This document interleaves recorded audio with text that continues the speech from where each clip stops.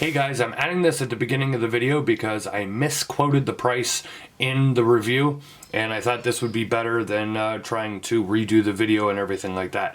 The price of this on pre-order is $639 for this version. Enjoy the rest of the video. Hey there everybody, Don Emmett here from WatchReport.com, and today I have the BOLDR Odyssey in bronze with the black Meteorite dial for review. Now, this watch is currently up for pre-order. This is $569 from the BOLDR website. That is a pre-order price. It will go up to over $700 after the pre-order. We'll talk about that here more in a bit.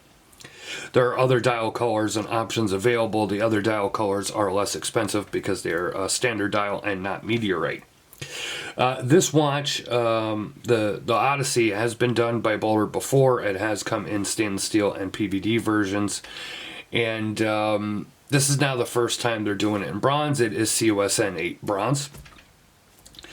It is a 45.5 millimeter case, 53 millimeter lug to lug, 22 millimeter lug width, sapphire crystal.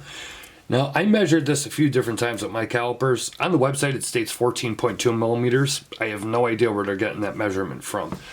From the bottom of this case back to the middle of that crystal, I get 15.5 millimeters. So even if you take out that crystal, it's going to be like, well, probably just a little... Well, probably should be about 14 and a half, but I wasn't getting that. Anyway, the real width of this is about 15.5 millimeters. So it's not exactly a thin watch, but it's not, you know, over the top 16, 17, 18 millimeters either. So as I said, this is $569 for pre-order. This does have the black Meteorite dial. This is using a Seiko NH35 automatic movement. Now, got to say right off the bat, at $569 being the pre-order price and over $700 on, you know, the non-pre-order price once they're in stock, you know, and done with production, that is very high in my opinion for an NH35 automatic movement. I've talked about that movement countless times here on WatchReport.com. I've reviewed a lot of watches with it, especially in the past like 2 years or so. I don't hate the movement. I don't love the movement. It's a lower beat movement. It's not the greatest movement in the world. I understand why a lot of micro brands are using it. But most micro brands are using it because it is affordable movement, and they could put it in a watch and have an affordable price, $300, $400, you know, right at that $500 limit, which I have reviewed it in $500 watches as well. And I believe most of those were bronze as well also. $569 going over $700 once they're in stock. I understand that this one has the black Meteorite dial, and I understand that brings the price up. I will show you a close-up look at the dial here momentarily. It is a beautiful dial, and overall this is a gorgeous watch in my personal opinion. But you know, I just kind of wish maybe they went with, like, you know, the STP movement. They have used that movement in a few of their, one or two of their watches. They were like limited edition models with the STP 1-11 Swiss Fossil movement, or even an SW200, or even the Miyota 9015. But that's just me. Let me give you a look around the watch here. You do have a helium release valve. It tells you that you have a helium escape valve right there. Now, I'm not going to show you the case back because I was informed, because I had looked at the case back when I got this in. This is not the case back that will be on it. It will be a standard case back like it is on the rest of the Odyssey watches. The case back that's on here, because this is a prototype sample, and as you can see, patina is setting in. This has been passed around from a few reviewers before it got into my hands. The case back on this is for some kind of other limited edition watch they're doing in collaboration with some other company or brand or whatever. So they asked me not to show you the case back. If you go to the website though, you can see the case back on their standard Odyssey versions to see what that looks like. I gotta say, one of the things at first that really I like about this watch is the case shape and design somewhat remind me, for anybody out there that's a fan of Lumetech watches, the Lumetech 500 meter watch. Now that is a dive watch that Lumetech does not make anymore. There have been plans to talk about it for years, that they were going to revamp it, bring it back out a little bit smaller, a little bit thinner, but keeping that same look and same case shape, and you know, a new movement and whatever. And that just never happened. They kind of scrapped that, I believe.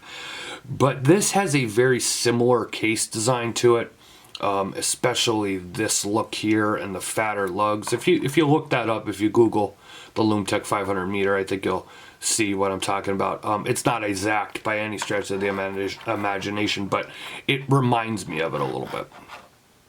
I really do like this crown on this model. They also put the date at the 6 o'clock position, which if any of you actually follow here and subscribe or read at watchreport.com, you know I'm a big fan of that date position. This does have the vintage dial, vintage colored lume on the hands and markers.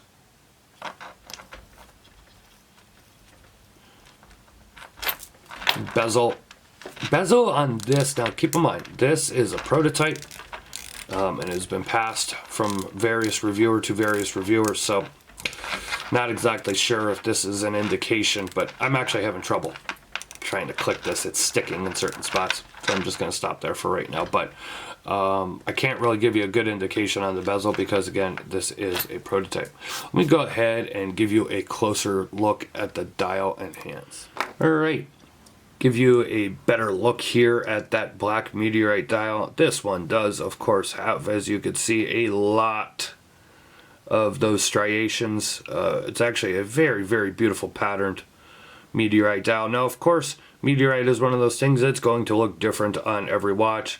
Hopefully the one you get, if you decide to order one of these, I'm not here to sell you a watch, as you all know. Just saying, if you end up getting one of these, I hope it has a pattern as beautiful as this one, or even better looking. But this is a really nice Meteorite, and then they paint it black, so it's kind of a little more subtle than like your standard Meteorite. Very, very beautiful. My only issue that I really have beyond the movement with this particular model from BOLDR is I have no idea why you need to copy Rolex and do the helium escape valve and your triple lock crown. This doesn't look like a Rolex. I get it if you're doing a Rolex homage. And you know, you kind of got like this Panerai-ish bezel going on here, which I'm okay, because the rest of the watch is completely unique, and that I think is the thing that kills me. You have a pretty, you know, damn unique looking watch here. There was no need to go ahead and put that on the chapter ring there. It just didn't need it. You should have left it blank, or just wrote BOLDR all around. Just something else. That's my opinion. May not bother you. But that's my feelings on it. As I said, this does have patina setting in already, and you could see that all around here on that brushed finishing on the bronze case. This comes with a Horween leather strap. That's actually fading out there, but it actually is a Horween leather strap. This is a gorgeous leather strap. It is very distressed, very beautiful looking. Let me go ahead here and put this on my 7.5 inch wrist so you can see how it wears. Okay, there is the look on my wrist. As you can see, as I've always said, not only do I have a 7.5 inch wrist, I kind of have like a flat wrist. So 53 millimeter lug to lug, and the way this case is designed, it really doesn't bother me. And it actually wears a little flatter on the wrist, so I don't feel that all that 15.5 millimeters in thickness. You know, that crown probably, it's not really going to dig in the way it wears. I've been wearing this for a bit. Really haven't had an issue with it. I probably have a mark left over on my wrist from other watches that dig into the back of the crown, or back of the hand, but we all know that pain. the crown mark on the back of our hand there. But here you can take a look at how it sits on my wrist and how many holes I have left in the strap. Gauge that for reference for yourself. I have to say, overall, I really do like this watch. I'll have more of my thoughts and comments over at watchreport.com. So click the eye in the description, or click the eye in the upper right hand part of the screen, or go to the link in the description below. You can check out more of my thoughts and comments about this. Leave a like or a comment here on YouTube. Hit that notification bell twice so you never miss another upload or review. Follow us on social media. We're on Facebook, Twitter, and Instagram. I will leave the loom shot here at the end of the video, as I have been doing. This has been Don Evans from WatchReport.com, giving you a look at the BOLDR Odyssey with black meteorite in bronze, which is currently up for pre-order. Thank you very much.